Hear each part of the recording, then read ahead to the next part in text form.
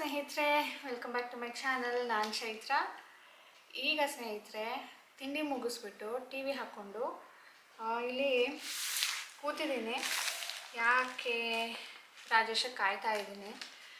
ಈ ಮೂಗುತ್ತಿದೆ ನೋಡಿ, full loose ಆಗಿಬಿಟ್ಟಿದೆ. ಸ್ವಲ್ಪ ಹಿಂಗೆ ಎತ್ತಿದ್ರೆ ಸಾಕು ಫುಲ್ ಬಂದೇ ಬಿಡುತ್ತೆ ಹೊರಗಡೆ. ಬಿದ್ದೇ ಹೋಗಿತ್ತು. ಆಮೇಲೆ ಹುಡುಕಿ ಕಷ್ಟಪಟ್ಟು ಹಾಕಿದ್ದಾಯಿತು. ಸೊ ಇವತ್ತು ಇದನ್ನು ತೊಗೊಂಡು ಬರೋಣ ಅಂತ ಅಂದ್ಕೊಂಡಿದ್ದೀನಿ. ಸುಮಾರು ದಿನ ಆಯಿತು, ಬಟ್ ರಾಜೇಶಕ್ಕೆ ಟೈಮ್ ಸಿಗಬೇಕಲ್ಲ. ಹೋದ ಸರಿ ನಾನು ಮನೆ ಹತ್ರನೇ ತೊಗೊಂಡಿದ್ದೆ. ಅದು ಏನು ಚೆನ್ನಾಗಿಲ್ಲ. ಅದು ಎಷ್ಟು ನಾನು ಒಂದು 6 ತಿಂಗಳಾಗಿದ್ದು ಇರೋ ನಂಗೆ ನೆನಪಿಲ್ಲ. ವಿತಿನ್ 6 ಮಂತ್ಸೇ ಆಗಿರೋದು. ಅಷ್ಟು ಬೇಗ ಈ ಥರ ಆಗಿಬಿಟ್ಟಿದೆ. ಅದಕ್ಕೆ ನಾವು ಹೋಗ್ತೀವಲ್ಲ ಅಲ್ಲಿಗೆ ಹೋಗೋಣ ಅಂತ ನಾನು. ರಾಜೇಶ್ ಅಯ್ಯೋ ಇಷ್ಟು ಚಿಕ್ಕದಕ್ಕೋಸ್ಕರ ಅಲ್ಲಿ ತನಕ ಹೋಗಬೇಕಾ, ಬೇಡ ಬೇರೆ ಕಡೆ ಎಲ್ಲಾದರೂ ಹೋಗೋಣ, ನಾನು ಕರ್ಕೊಂಡು ಹೋಗ್ತೀನಿ ಸುಮ್ಮನಿರು ಅಂತಿದ್ದಾರೆ. ಅದಕ್ಕೆ ವೀಕೆಂಡ್ಗೆ ಕಾಯಬೇಕಲ್ಲ ಅವ್ರಿಗೆ. ಅವ್ರು ಯಾವಾಗ ಫ್ರೀ ಇರ್ತಾರೋ ಅವ್ರಿಗೆ ಕಾಯ್ಕೊಂಡು ಹೋಗಬೇಕು. ಅದಕ್ಕೆ ಇವತ್ತು ಹೋಗೋಣ ಅಂತ ಅಂದ್ಕೊಂಡಿದ್ದೀನಿ. ಇನ್ನು ಇವತ್ತು ನಮ್ಮ ಮನೆಗೆ ಗೆಸ್ಟ್ಗಳು ಬರೋರಿದ್ದಾರೆ. ಯಾರು ತುಂಬ ಅಪರೂಪದ ಗೆಸ್ಟ್ ಅಲ್ಲ, ಬಂದಿದ್ದರು ರೀಸೆಂಟಾಗೇ. ಬಟ್ ಇವತ್ತು ಮತ್ತೊಂದು ಸಾರಿ ಬರ್ತಾಯಿದ್ದಾರೆ. ಒಂದು ರೀಸನ್ ಇದೆ, ಅದು ತಿಳಿಸ್ತೀನಿ ಯಾಕೆ ಆ್ಯಂಡ್ ಯಾರು ಅಂತ ಹೇಳ್ಬಿಟ್ಟು. ಈಗ ಈ ರಿಮೋಟ್ ಇದೆಯಲ್ಲ, ನಮ್ಮ ಟಿ ವಿ ರಿಮೋಟು, ಇದು ಮೊನ್ನೆ ನಾನು ಇಟ್ಟೆ ಅಲ್ಲಿ ಡೈನಿಂಗ್ ಟೇಬಲ್ ಮೇಲೆ ಕೂತಿದ್ದಾಗ. ಡೈನಿಂಗ್ ಟೇಬಲ್ ಮೇಲೆ ಇಡೋದಕ್ಕೂ ಅದು ಏನು ಸ್ಲಿಪ್ ಆಯಿತು, ಚೇರ್ ಮೇಲೆ ಬಿತ್ತು ಟಡಾರ್ ಅಂತ. ಚೇರ್ ಮೇಲಿಂದ ಸ್ಲೈಡ್ ಆಗಿ ಇನ್ನೂ ಕೆಳಗಡೆ ಬಿದ್ದುಬಿಡ್ತು. ಆಪರೇಟೇ ಆಗ್ತಾ ಇರಲಿಲ್ಲ.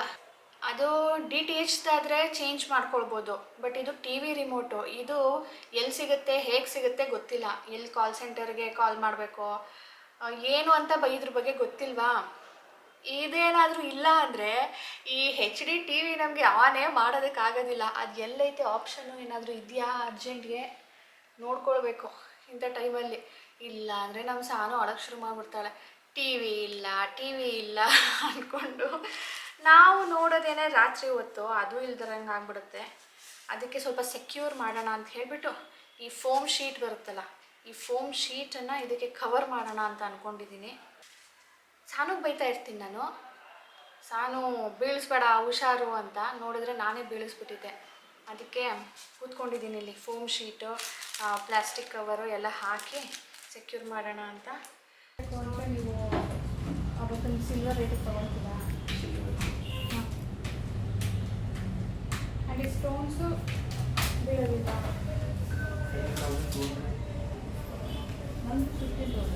ಬಿದ್ದರೆ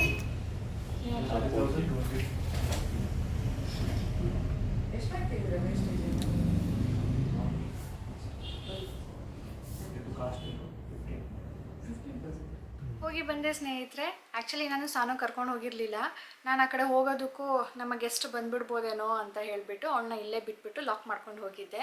ಅಂದರೆ ಅವಳ ಹತ್ರ ಕೀ ಇತ್ತು, ಬಂದರೆ ಅವ್ರಿಗೆ ಕೀ ಕೊಡೋರು ತೆಗೆದುಕೊಳ್ತಾರೆ ಅಂತ ಹೇಳ್ಬಿಟ್ಟು ಹೋಗಿದ್ದೆ. ಬೇಗನೆ ಬಂದೆ, ಅಂದರೆ ತುಂಬ ದೂರ ಹೋಗಲಿಲ್ಲ. ಈ ಅಂಗಡಿ ಬಿಟ್ಟು ಎಲ್ಲೋ ಬೇರೆ ಕಡೆ ಕರ್ಕೊಂಡೋಗಿದ್ರು ಅಷ್ಟೇ.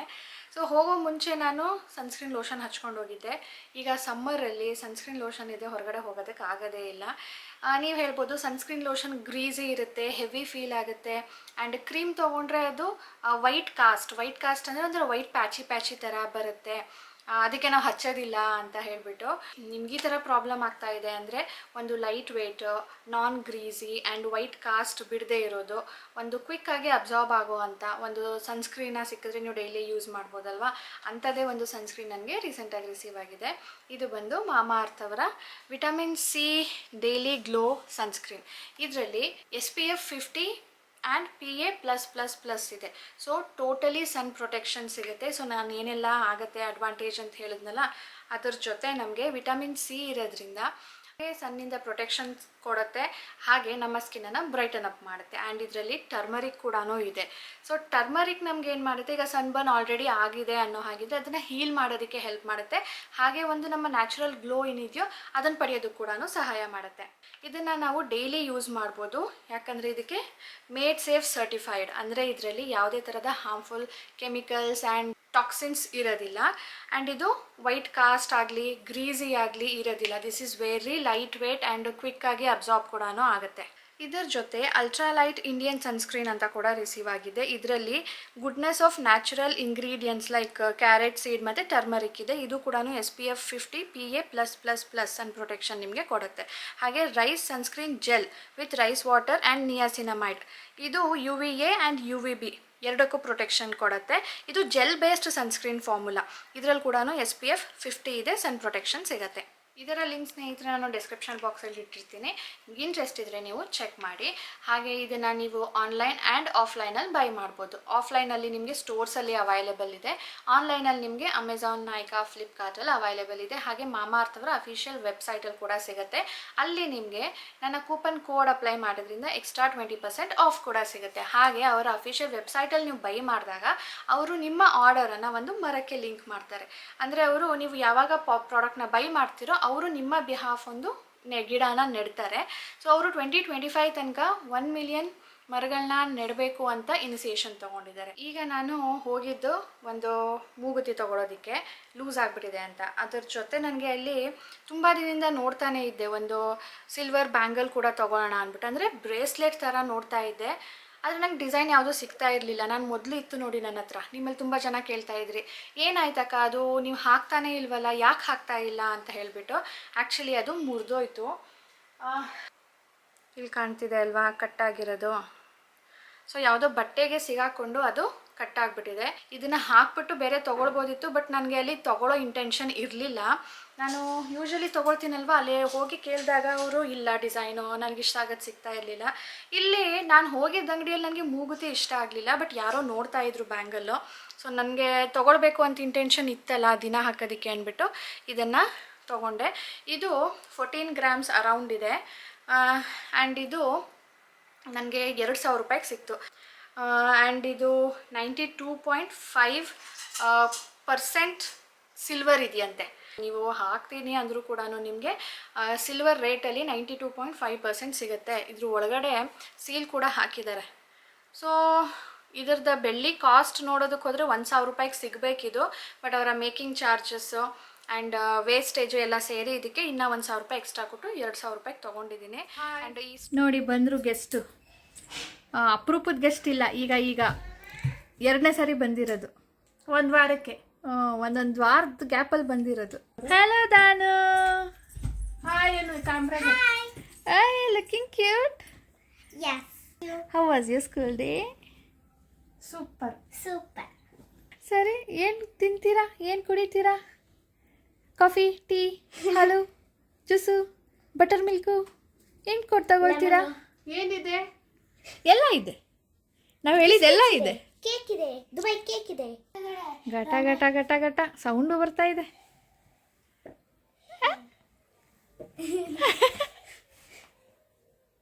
ಮೀಸೆ ಮೀಸೆ ಮೀಸೆ ಬಂತು. ಲೆಮನೇಡ್ ಮಾಡಿ ಕೊಡ್ಲಾ? ನೀನು ಮಾಡ್ತೀಯಾ? ನಿನ್ನಿಂದ ನಾನು ನಿಂತ್ಕೋಬೇಕಲ್ಲ. ಕಟ್ ಮಾಡು ಮಮ್ಮ, ಶುಗರ್ ಹಾಕು ಮಮ್ಮ. ಕಟ್ ಮಾಡಿದೆ ಮೋಶ ಮನೆಯಲ್ಲಿ. ಶುಗರ್ ನಂಗೆ ಗೊತ್ತಿಲ್ಲ. ಹೋಗೆತ್ಕೋ, ಇವತ್ತು ಸಾನು ಲೆಮನೇಡ್ ಮಾಡಿಕೊಡ್ತಾಳಂತಪ್ಪ, ಕುಡೀರಿ. ಮಾಡು. ಈಗ ಸ್ನೇಹಿತರೆ, ಕ್ಯಾಮ್ರಲ್ಲಿ ನೀವು ಡ್ಯುಯಲ್ ವಿಡಿಯೋ ರೆಕಾರ್ಡಿಂಗ್ ಮಾಡ್ತಾ ಇದ್ದೀರಾ. ಸ್ಪೆಷಾಲಿಟಿ ಆಫ್ ದಿಸ್ ಫೋನ್, ಇದರಲ್ಲಿ ಈ ಥರ ಫೀಚರ್ ಇದೆ. ನಾವು ಡ್ಯುಯಲ್ ಆ ಕಡೆದು ಈ ಕಡೆದು ಒಟ್ಟಿಗೆ ವಿಡಿಯೋ ರೆಕಾರ್ಡ್ ಮಾಡ್ಬೋದು, ಅಂದರೆ ಅದು ಕ್ಯಾಪ್ಚರ್ ಕೂಡ ಆಗುತ್ತೆ. ಸೊ ಈಗ ನಾನೇನು ಮಾಡ್ತಾಯಿದ್ದೀನಿ ಅಂದರೆ ರಮ್ಯನ ಹತ್ರ ಕೆಲಸ ಮಾಡಿಸ್ತಾ ಇದ್ದೀನಿ. ಅವಳೀಗ ಮೈದಾ ಹಿಟ್ಟು ಕಲಿಸ್ತಾ ಇದ್ದಾಳೆ, ಮೋಮೋಸ್ ಮಾಡೋಣ ಅಂತ ಹೇಳಿಬಿಟ್ಟು. ನಾನು ಬೇರೆ ರೆಡಿ ಮಾಡ್ಕೊಳ್ತೀನಿ. ಈಗ ನಾನು ಯಾರಿಗೆ ಕೇಳಿಸ್ಬಾರ್ದು ಅಂದ್ಕೊಂಡಿದ್ನ ಅವ್ರಿಗೆ ಕೇಳಿಸ್ಬಿಡ್ತೀವಿ ಎಲ್ಲರಿಗಿಂತ ಮುಂಚೆ. ಅಲ್ಲಿ ಧ್ಯಾನ ಆ ಕಡೆ ಇದೆ ಅಂದ್ಕೊಂಡೆ. ಸರಿ ಹೋಗೀಗ. ಲಾಂಗ್ ಬ್ಯಾಕ್ ನಾನು ಮಾಡಿದಾಗ ನಿಮಗೆ ತೋರಿಸಿದ್ದೆ, ಬಟ್ ಈಗ ಆ ವಿಡಿಯೋ ಲಿಂಕ್ ಕೇಳಿದ್ರೆ ನಿಜವಾಗ್ಲೂ ನನಗೆ ಹುಡುಕಕ್ಕೆ ಸಿಗಲ್ಲ, ನೀವು ಅಂತಿರಲ್ಲ ಕುಕ್ಕಿಂಗ್ದೇ ಬೇರೆ ಚಾನಲ್ ಮಾಡಿ ಅಂದ್ಬಿಟ್ಟು ಆ ಥರ. ಸೊ ಇವತ್ತು ನಿಮಗೆ ಬ್ರೀಫಾಗಿ ತೋರಿಸ್ತೀನಿ ಹೇಗೆ ಮಾಡೋದು. ನೆಕ್ಸ್ಟ್ ಕ್ಯಾಬೇಜು ಫಿಲ್ಲಿಂಗ್ಗೆ ಈ ಥರ ಕಟ್ ಮಾಡ್ಕೊಂಡಿದ್ದೀನಿ. ಇಲ್ಲಿ ದಪ್ಪ ಸೈಜ್ ಇರುತ್ತಲ್ಲ ಅಲ್ಲಿ ತುರ್ಕೊಳ್ಬೇಕು. ಫುಲ್ ಜೋರಾಗಿ ತುರಿದ್ರೇ ನಮಗೆ ಈ ಥರ ಬರೋದಿಲ್ಲ, ಅಂದರೆ ಅದರದ್ದು ಜ್ಯೂಸ್ ಬರುತ್ತೆ ಅಷ್ಟೇ. ಇದು ಮಾಡೋದ್ರಿಂದ ತುಂಬಾ ಈಸಿ, ಇಲ್ಲ ಅಂದರೆ ಸಣ್ಣ ಕಟ್ ಮಾಡೋದು ಕಷ್ಟ.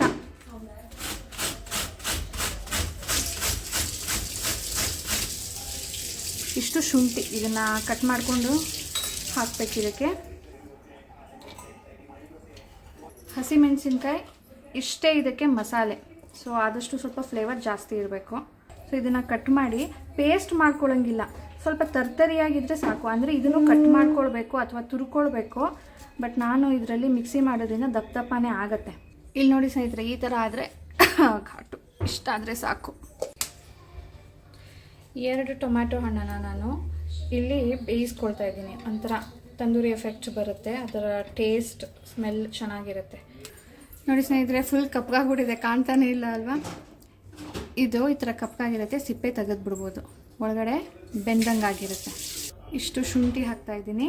ಆ್ಯಂಡ್ ಇದಕ್ಕೆ ಬ್ಯಾಡಗಿ ಮೆಣಸಿನ್ಕಾಯಿ ನೆನೆಸಿ ಇಟ್ಟಿದ್ದೆ, ಅದನ್ನು ಹಾಕ್ತಾಯಿದ್ದೀನಿ.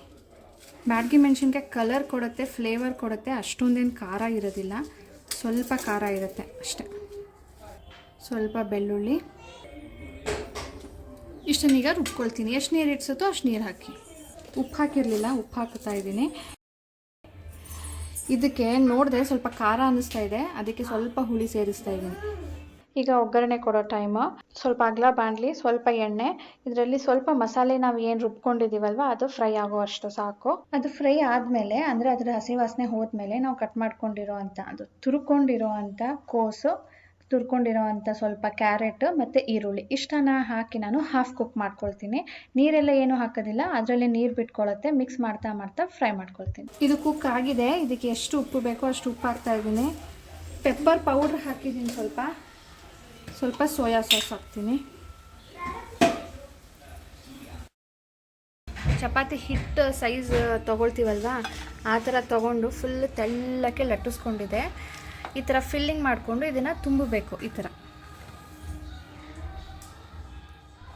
ನಾವು ಇದನ್ನೀಗ ಸ್ಟೀಮ್ ಮಾಡ್ಕೊಳ್ಬೇಕು. ಲೈಕ್ ಇಡ್ಲಿ ಬೇಯಿಸ್ತೀವಲ್ಲ ಆ ಥರ ಆದರೂ ಮಾಡ್ಕೊಳ್ಬೋದು, ಅಥವಾ ಈ ಥರ ಕೆಳಗಡೆ ಪಾತ್ರೆಯಲ್ಲಿ ನೀರಿದೆ, ಅದು ಬಿಸಿ ಆದಾಗ ಇದು ಸ್ಟೀಮ್ ಆಗುತ್ತೆ, ಬೆಂದ್ಕೊಳ್ಳುತ್ತೆ. ಇದು ಟ್ರಾನ್ಸ್ಪರೆಂಟ್ ಆಗುತ್ತೆ. ಈಗ ವೈಟ್ ಕಾಣ್ತಿದೆ ಅಲ್ವಾ, ಟ್ರಾನ್ಸ್ಪರೆಂಟ್ ಆಗಿದೆ ಅಂದರೆ ಇದು ಕುಕ್ ಆಗಿದೆ ಅಂತ ಅರ್ಥ. ಮೀಡಿಯಂ ಫ್ಲೇಮಲ್ಲಿ ನಾನು ಒಂದು 10 ಮಿನಿಟ್ಸ್ ಇಡ್ತೀನಿ, ಸಾಕಾಗತ್ತೆ. ಮೊಮೋ ರೆಡಿ ಟು ಟೇಸ್ಟ್ ಸ್ನೇಹಿತರೆ. ಮೊಮೋ ವಿತ್ ರೆಡ್ ಚಟ್ನಿ. ಇದು ರೆಡ್ ಚಟ್ನಿ ಇದ್ರೇ ಅದಕ್ಕೆ ಒಂದು ಟೇಸ್ಟ್ ಬರೋದು, ಇಲ್ಲಾಂದರೆ ಮೋಮೋಸ್ ತುಂಬಾ ಸಪ್ಪೆ ಇರುತ್ತೆ. ಆ್ಯಂಡ್ ನಾನು 2 ಟೊಮ್ಯಾಟೊ ಜೊತೆ 6 ಮೆಣಸಿನ್ಕಾಯಿ ಹಾಕ್ಕೊಂಡಿದ್ದೆ, ಅದು ಸ್ವಲ್ಪ ಖಾರನೇ ಜಾಸ್ತಿ ಆಗಿತ್ತು. ಸೊ 2 ಟೊಮ್ಯಾಟೊಗೆ 4 ಅಥವಾ 3 ಮೆಣಸಿನ್ಕಾಯಿ ಸಾಕಾಗತ್ತೆ. ಹಾಗೆ ರುಬ್ಬಕ್ಕೆ ನಾನು ಶುಂಠಿ ಹಾಕ್ಕೊಂಡಿದ್ನಲ್ಲ, ಅದಕ್ಕಿಂತ ಸ್ವಲ್ಪ ಕಡಿಮೆ ಕೂಡ ಹಾಕಬೇಕಾಗತ್ತೆ. ಸಾನು ಧಾನು ತಗೊಳ್ಳಿ.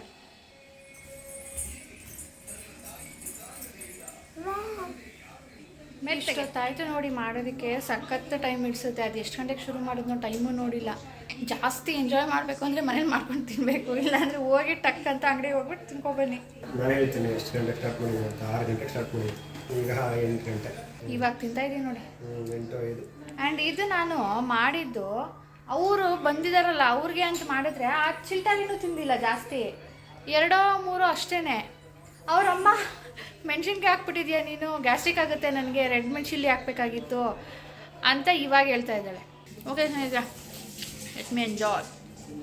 ಟೈಮ್ ಸ್ನೇಹಿತರೆ 9 ಗಂಟೆ ಆಗ್ತಾಯಿದೆ.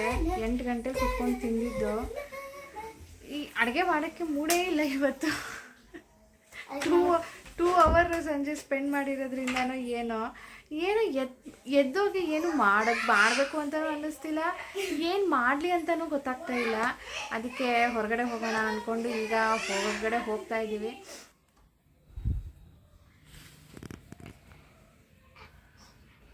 ನಮ್ಮ ಸಾನುಗೆ ಸಿಸ್ಟರ್ ಇದ್ದಿದ್ರೆ ಹಿಂಗೆ ಬಾಚಿರ್ತಿದ್ಲು. ಬಾಚೋದು, ಹೇರ್ ಸ್ಟೈಲ್ ಮಾಡೋದು ಅಲ್ವಾ ಸಾನು? ದೊಡ್ಡ ಪಿಂಕ್ ಎತ್ಕೊಂಡು ಹಾಕು, ಬಾಚು. ನಿಂದು ಪಿಂಕ್ ಇದೆಯಲ್ಲ. ಸೊ ಧಾನ್ವಿ ಅವರು ಯಾವ ಫ್ರಾಕ್ ಹಾಕಿದ್ದಾರೆ ನೋಡಿ, ಸಾನುದು ಉದ್ದ ಫ್ರಾಕ್ ಹಾಕ್ಬಿಟ್ಟಿದ್ದಾರೆ.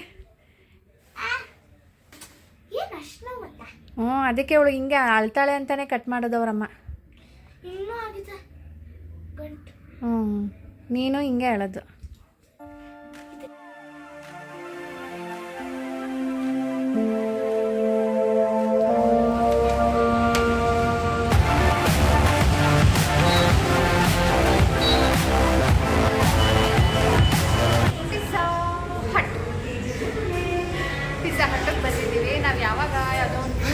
ಬರಬೇಕಾದ್ರೆ ಹೋಗಿದ್ದು. ಇವತ್ತು ನಮ್ಮ ಚಿಲ್ಟರಿಗೋಸ್ಕರ ಬಂದಿದ್ದೀವಿ. ಇಲ್ಲ ನಮಗೋಸ್ಕರನೂ ಹೇಳಿದ್ನಲ್ಲ, ಯಾಕೋ 2 ಅವರ್ಸ್ ಸ್ಪೆಂಡ್ ಮಾಡಿದ್ಮೇಲೆ ಯಾರಿನ್ನ ಅಡುಗೆ ಮಾಡಬೇಕು ಅಂತ ಅನಿಸೋದಕ್ಕೆ ಶುರುವಾಯಿತು. ರಮ್ಯಾನ್ಗೂ ಸುಸ್ತಾಗೋಯ್ತು ಅನಿಸುತ್ತೆ. ಅವಳು ಅಡುಗೆ ಮನೆ ಕಡೆ ಬರಲೇ ಇಲ್ಲ, ಕುತ್ಕೊಂಡ್ಬಿಟ್ಟಿದ್ದು ಹಾಲಲ್ಲೇ. ಅದಕ್ಕೆ ಬೇಜಾರಾಗ್ಬಿಟ್ಟು ಬಿಡು, ಒಂದು ಔಟಿಂಗ್ ಆಗುತ್ತೆ, ಮಕ್ಕಳು ಇಷ್ಟಪಡ್ತಾರಲ್ಲ ಅಂದ್ಕೊಂಡು ಹೊರಗಡೆ ಬಂದಿದ್ದೀವಿ. ಆರ್ಡ್ರ್ ಆಯಿತು, ಒಂದು 20 ಮಿನಿಟ್ಸ್ ಕಾಯಬೇಕು. ಶಿವ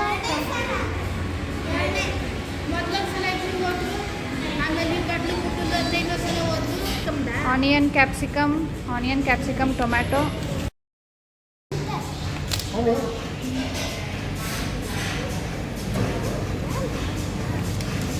ಎಲ್ಲರಿಗೂ ಒಂದೊಂದು piece. Mushroom, corn, capsicum, paneer capsicum.